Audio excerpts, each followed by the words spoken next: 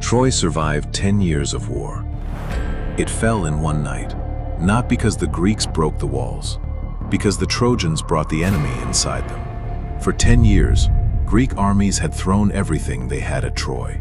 Spears, fire, siege after siege. The walls still stood. Then, one morning, the war was gone. The Greek camp was empty, the fires were cold, the ships had vanished from the shore. And outside the gates stood one thing, a massive wooden horse. The Trojans gathered around it. Some saw a trophy, some saw a gift, others saw a trap. Laocoon, a priest of Troy, stepped forward. He did not celebrate. He warned them not to trust what the Greeks had left behind. Then Cassandra saw something worse, not victory, fire. She saw Troy burning before the first flame had even been lit. She begged them to stop. No one believed her. Then the Trojans found a Greek near the horse. His name was Sinon.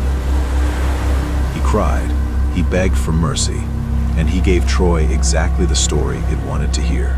The Greeks had fled, he said. The horse was sacred, a gift to the gods. And if Troy brought it inside, the city would be protected.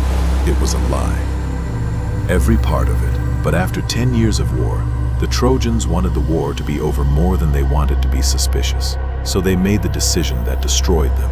They dragged the horse toward the city. They opened the way, and they brought it inside their own walls.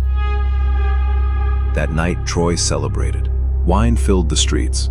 Families embraced. For the first time in years, the city believed it was safe. Inside the horse, Greek warriors waited in darkness. Among them was Odysseus. Hours passed. The streets emptied. The fires burned low.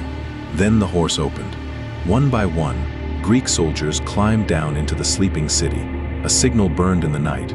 Far beyond the shore, the Greek fleet turned back toward Troy. The gates opened again, this time from the inside. The first scream came too late. Greek soldiers poured into the streets. Fire spread across rooftops. Celebration became panic.